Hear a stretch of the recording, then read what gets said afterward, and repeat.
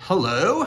So we are Rusty and Ann Taylor, and we are putting together a video, and we're gonna plan to put together lots of videos about our life and experiences with early onset Alzheimer's. So Ann was diagnosed a little over a year ago with early onset Alzheimer's, and so we thought we'd put together some videos about our experiences with it, our life with it, our feelings about it, etc., etc. This came about really from a couple of different places of motivation. So one was when Ann was diagnosed a little over a year ago. I got busy getting on Google, getting on YouTube, and just looking for other people's experiences, just what things had been like for them. And there wasn't a lot, but the ones that I found were just, I watched lots of them several times because it's just hard to know what to expect exactly, and so seeing other people's experiences were really helpful. And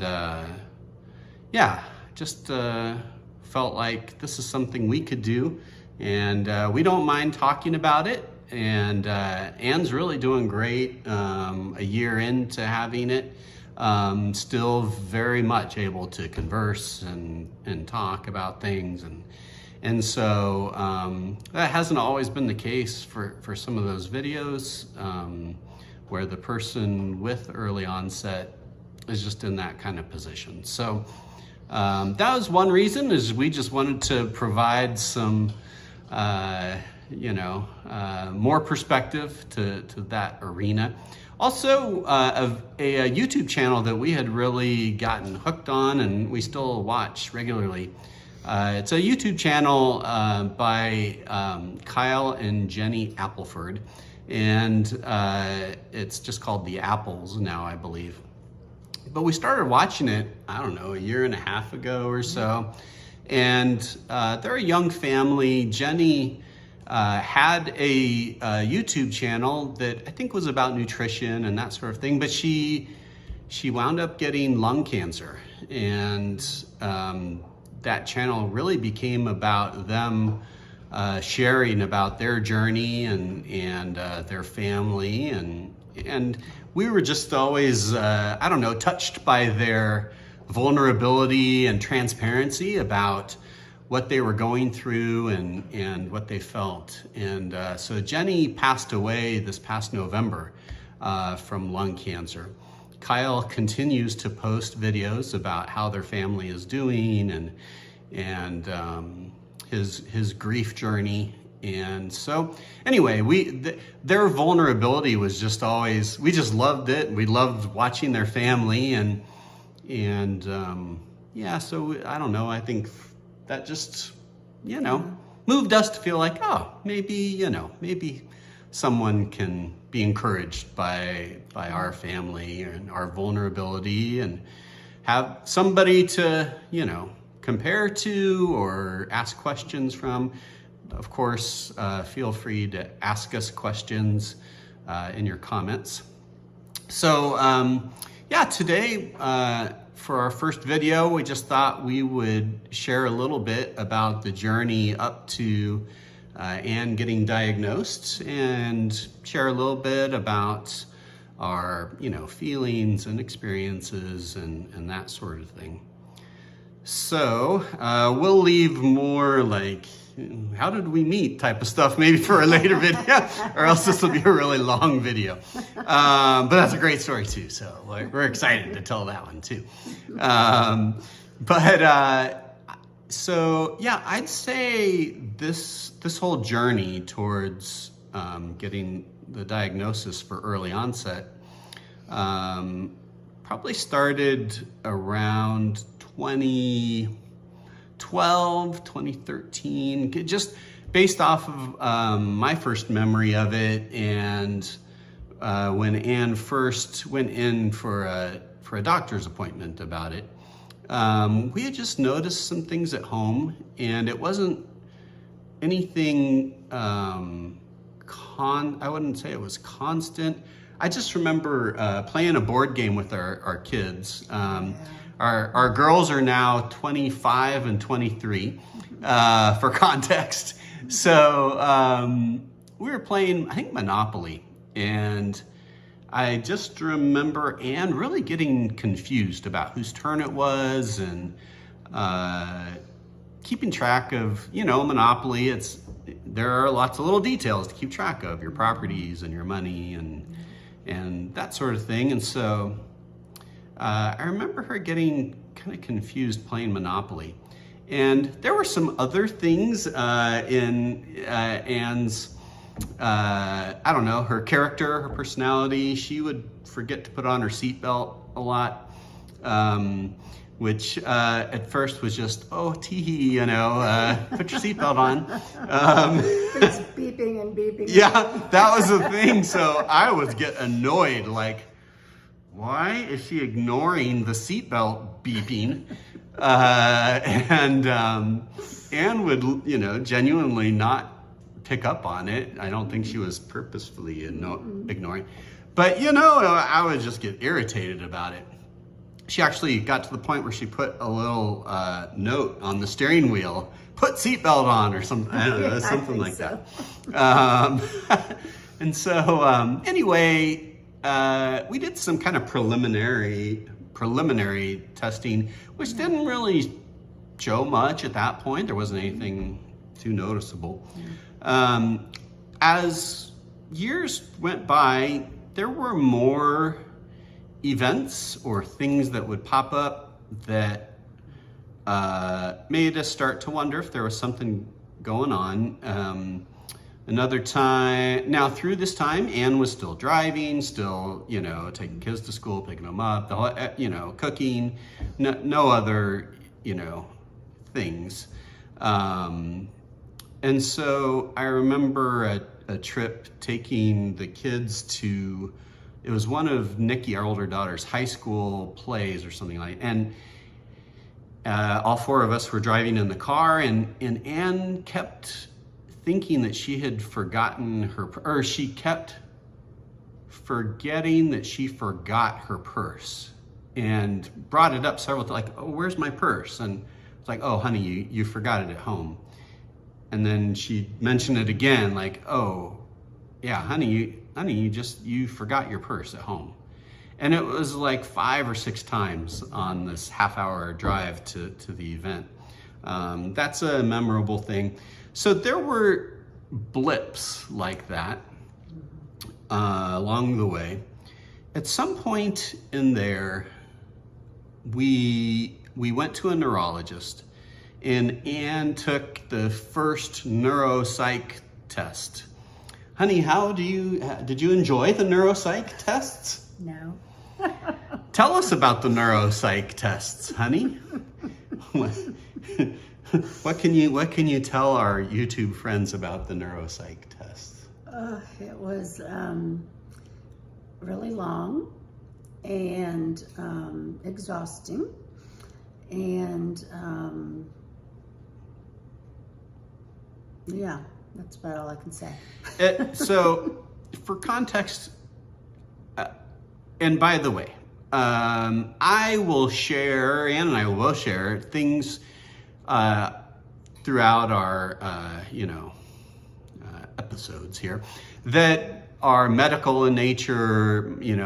Please take them with whatever grain of salt you want to, because we are not medical professionals, just sharing our understanding of medical science and things. So when you first go into a neurologist, our experience has been what they'll initially do is, I think it's an MMSE, which is a short, like a 30-question cognitive exam, and that's where they'll do some of the classic testing, like drawing a clock, or here are 3 words remember those, and I'm going to ask you what they are again in 5 minutes, some of those kinds of questions. So that's a 30 question, 10-minute exam type of a thing. The neuropsych test that we're talking about is a much more extensive test. 3 to 4 hours, I think, is about what it was. And so a lot of those kinds of things of retention, they'll do a story and ask you to recall details from the story. I don't know, I didn't take the test myself, but a lot of that kind of stuff.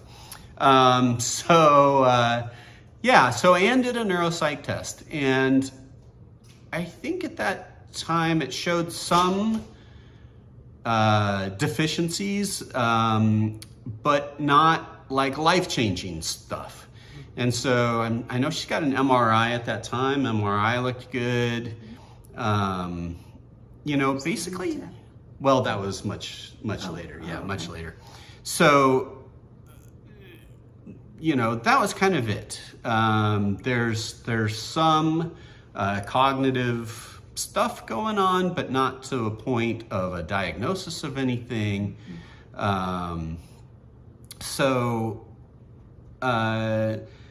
Anne started getting, because we continued to see some things along the way. Another one that comes to mind is in 2019. She had a family trip with her mom and her sisters to Italy. And she already knows what I'm going to talk about. Yeah. And so, amazing, awesome experience. However, that was her first time, probably, I don't know for how long, but going to the airport by herself. And it was just messy. And I contributed to the mess by getting the date. You remember I had we had the departure date wrong. So we went a day early, and Anne didn't figure it out until she got in the airport. But anyway, it was just really a tough experience navigating the airport anxiety. Now she has airport anxiety. And packing anxiety too. That's right. So that was a really tough trip, and it also raised concerns from her family, because they, saw her not just at the airport, but kind of up close and personal for that time in Italy, which was the kind of setting that is extra tough for Anne, where it's a different setting and the schedule changes every day, and there was just a lot going on. So Anne was continuing to do neuropsych tests, and at some point in there, I don't remember exactly where, but the title of mild cognitive impairment was put in there, although that was not like explicitly explained to us. It was almost just like a notation on the results of the neuropsych exam. And basically for years, the diagnosis was mild cognitive impairment as a result from depression, is what the thought was. And so Anne has had depression and stuff like that for a long time. Takes medication for all that sort of thing. And so we continued to operate out of that understanding that that's what was going on. And was still driving, and was still, doing things, active, and after our kids moved out of the house, went to college, then it was just her and I. We give a thumbs up to empty nesting, not in the sense of, oh, good, we got rid of our kids. We love our kids. But thumbs up to, we just get to do our life now, Lots of fun. Lots of fun. So, we entered into those years, although that was also at COVID time, and so our kids moved right back in with us for a little while around COVID. But there was always an emphasis on certain things to help with this mild cognitive impairment resulting from depression, which were things like socializing, eating healthy, exercising, you know, those sorts of things. And to me didn't seem like she was improving.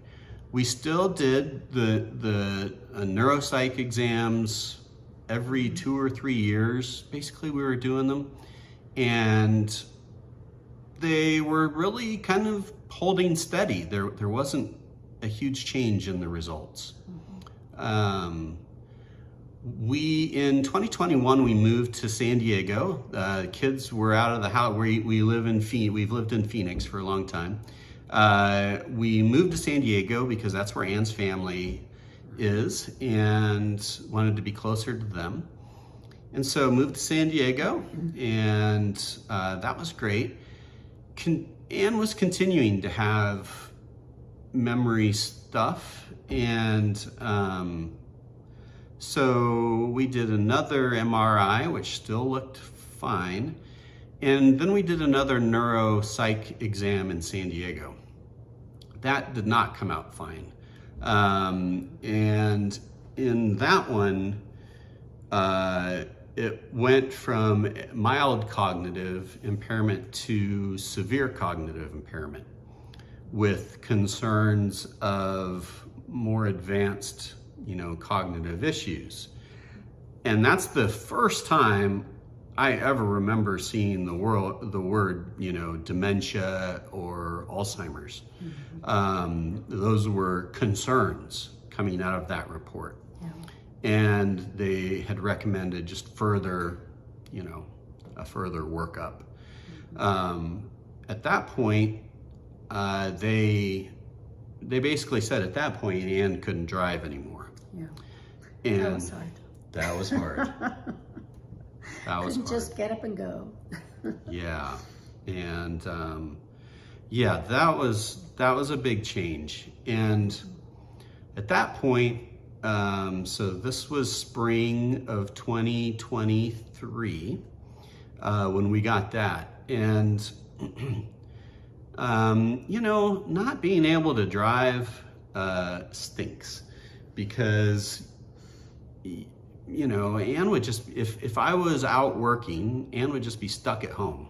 And, you know, there are things to try with that. And my condolences if you're watching this and you're in that situation where the caregiving spouse has to work out of the house.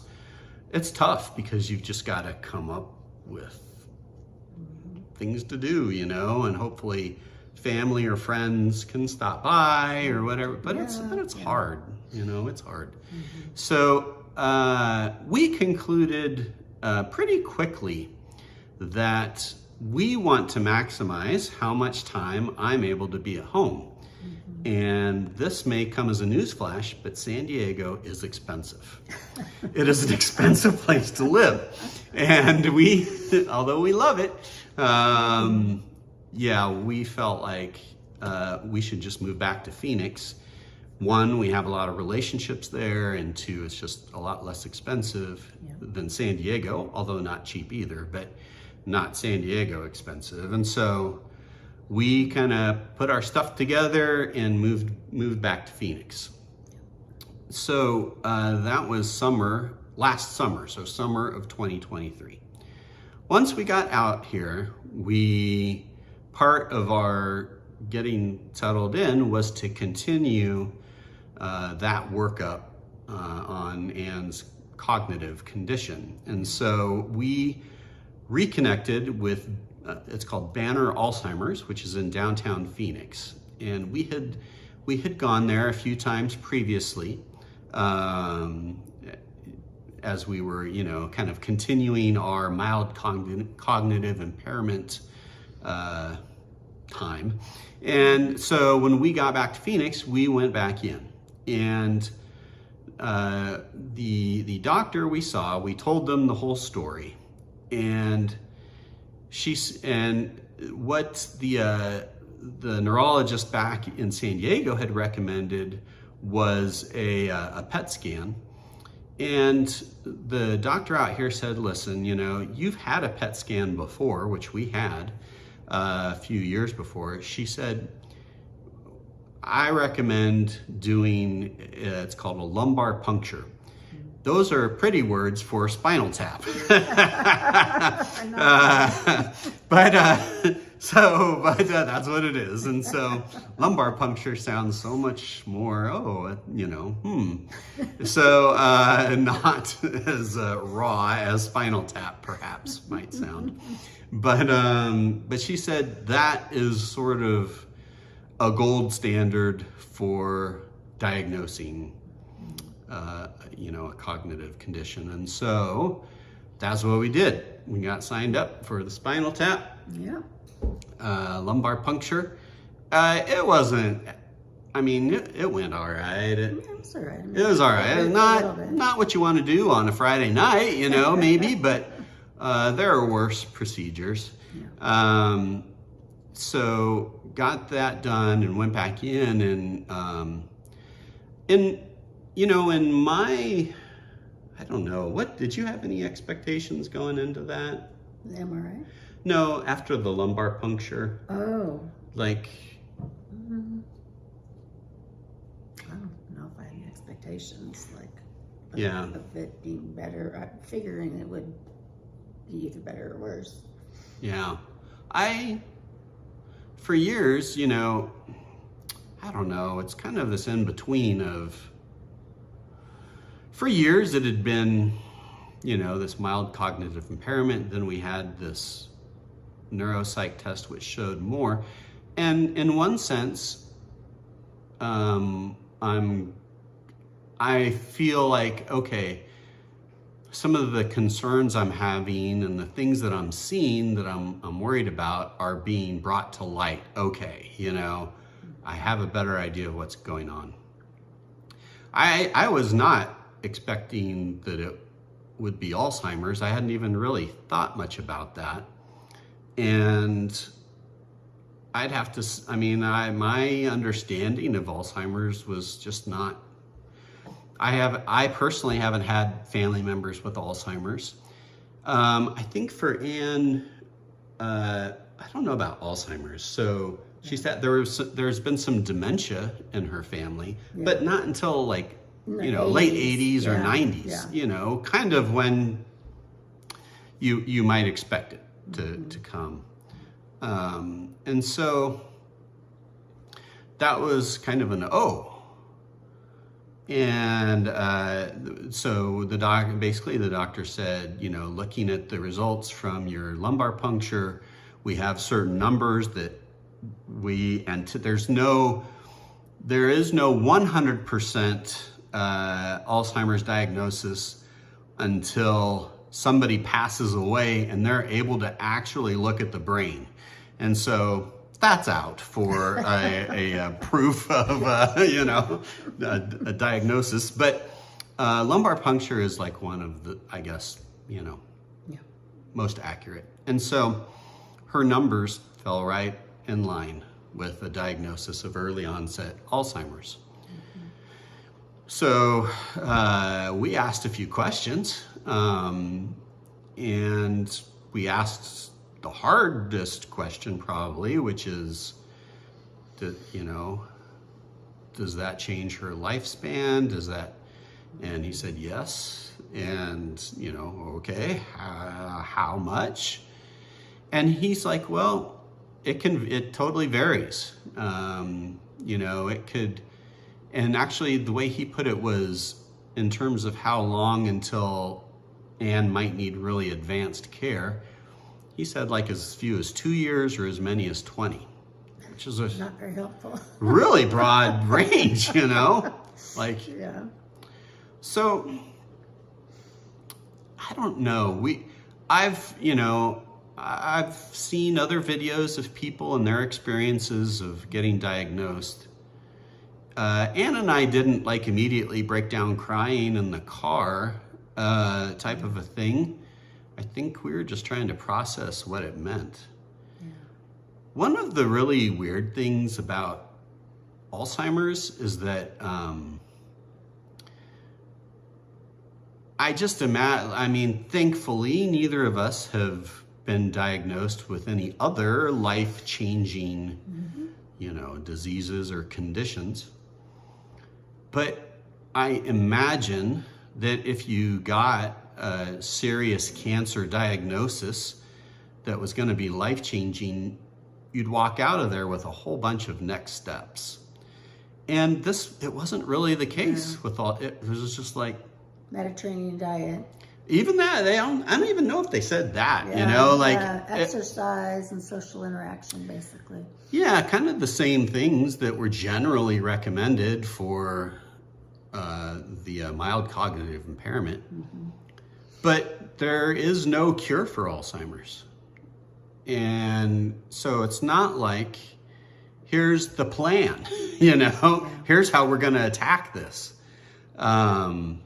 It's more like, here are a couple of resources for you. We also, at that time, it was end of July last year when Ann got diagnosed. And at that point, there was a medication. I'm spacing the name of it. I always have a hard time remembering it. Yeah. Lecanemab? Something like that, yeah. So it's... and since then, one other medication very similar to it has been approved as well for the treatment of Alzheimer's.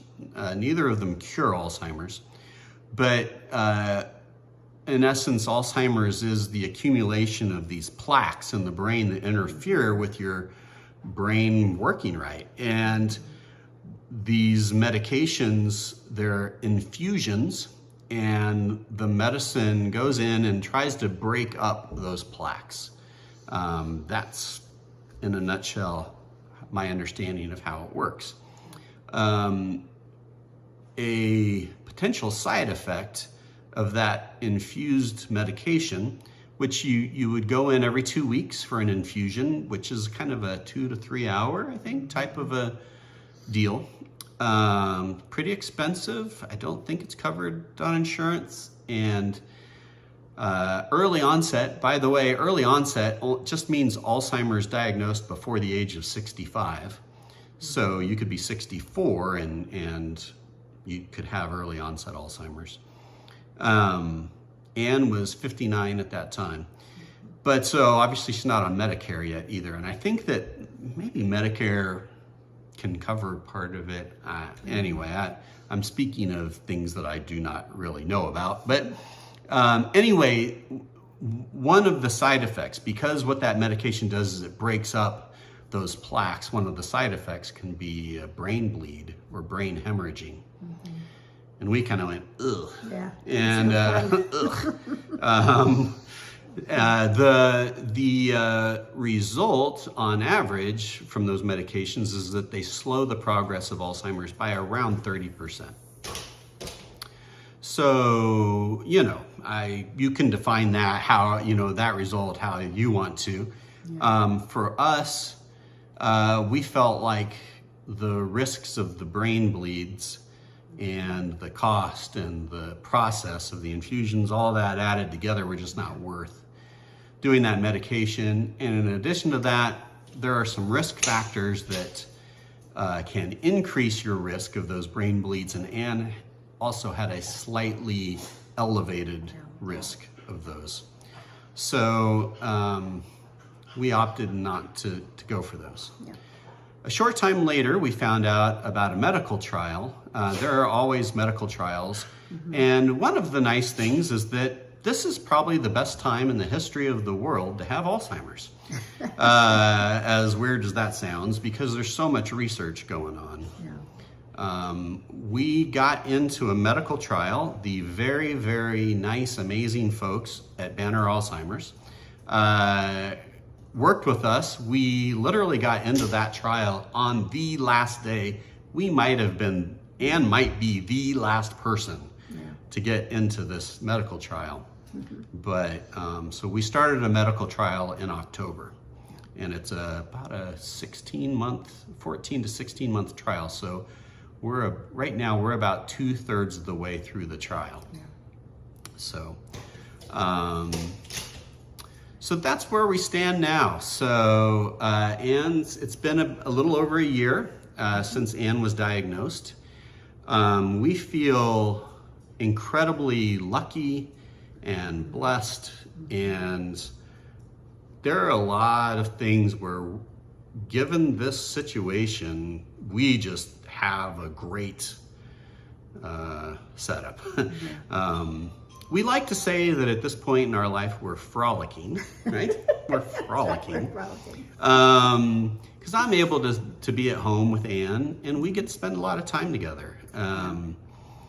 And as best we can tell, Anne's Alzheimer's is progressing slowly compared to other people, it seems, with early Alzheimer's. One of the really hard things about early onset Alzheimer's, it's relatively rare. So that's a good thing, but about 5% of all Alzheimer's patients are early onset Alzheimer's patients. So it's not a huge group of people dealing with it, but it does present really unique challenges based on the time of life. And we're not well, now I am kind of retired. That's an ongoing thing to figure out. But on the plus side, we've just been able to spend a lot of time together, and we love each other. And we have a lot of great friends. We do. Yeah. So we're both Christians, both been Christians a long time. Really believe that God is involved in our situation and our lives. We can get into more of our, history another time. We're already at half an hour. But I think that today, as far as just kind of to wrap it up for now, like for this episode, sounds like we've got a whole season coming up. Just to give a little idea of what life is like today and where Anne's at now. Anything you want to? I haven't, again, doggone it. I talked more than I wanted to. I want Anne to have a chance to talk. That's okay. Honestly, when I first found out, I was devastated and sobbing and angry. You didn't mention that. It was really tough news. However, we've just got an ideal situation. We love each other, and we've been married a long time, and our kids love us, and we just have a lot of great family and friends, and that really helps. Yeah, that's helped a lot, just to have those relationships and people to talk to. Yeah. So it's helped a ton that I've been able to be home.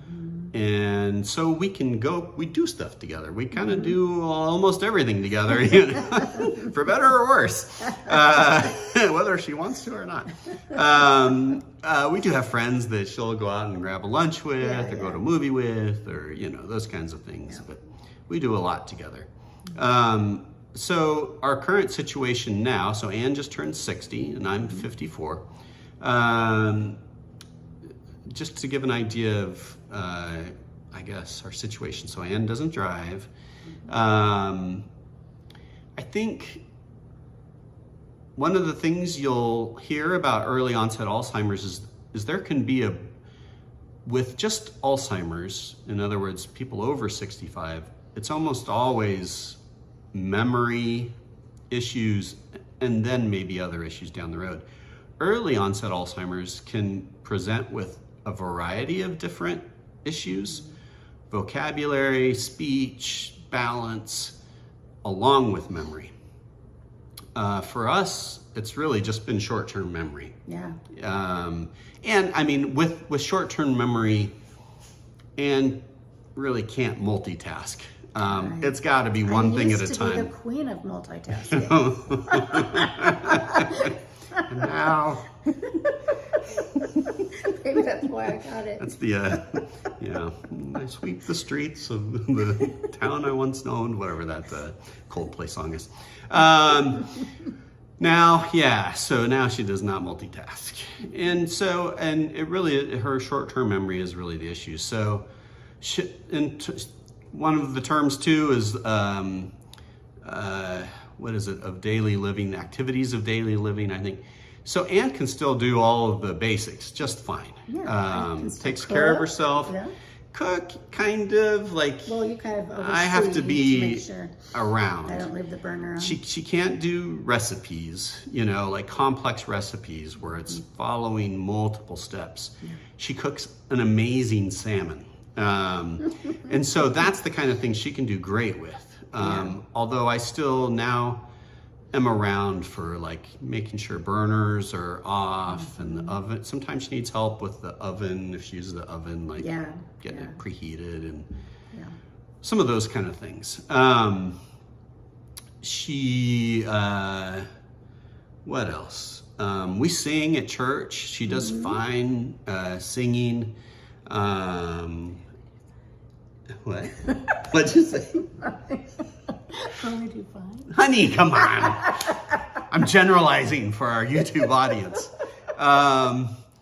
She is an amazing singer. Honestly, she really is. She was raised with other sisters who love to sing. And as a result, she can harmonize at the drop of a hat. I cannot. And she makes fun of me when I can't hold my note if she harmonizes when we're singing something. Great singer, but anyway, so there's still, she can still do all the, I can do the laundry, I can clean She can do kitchen, laundry, clean. In a lot of ways, we still get to do the stuff that we love to do. So we're really grateful for that, because I know it's not that way. And early onset tends to be more aggressive. Maybe that's why it's early onset. I don't know the reasons behind it. But when I did my research, sort of my Googling, and I was trying to find other people and it was really hard. There aren't a ton of examples that I could find online.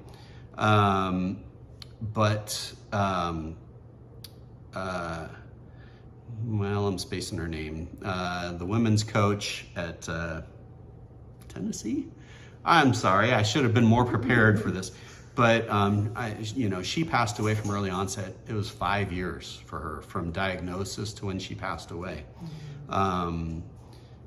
I've seen that in other places too, like 5 to 6 years from diagnosis to someone passing away. I've also seen a few that were like 12 years from diagnosis to when they passed away. And so our feeling that, and this is what the doctor said, is they felt like because Anne's symptoms have come on more gradually over the years, that hopefully that indicates that it's a less aggressive presentation of the Alzheimer's, and that therefore it will continue to progress more slowly. That's definitely our hope. And of course we're hoping that the trial medication will be a win, and obviously that'd be a win for everybody. Did you tell them like 4 to 6 years or 10 years? Well, and so, like that's what I was saying, that like we tend to see, well, I don't know if I should say that. What I have seen is examples of around 5-6 years after diagnosis. But then I've also seen some, like on Reddit, like I search the ends of the internet for examples just to kind of have an idea of what we should expect. But I've also seen 12 years, so it's hard to say, but obviously we're hoping for more.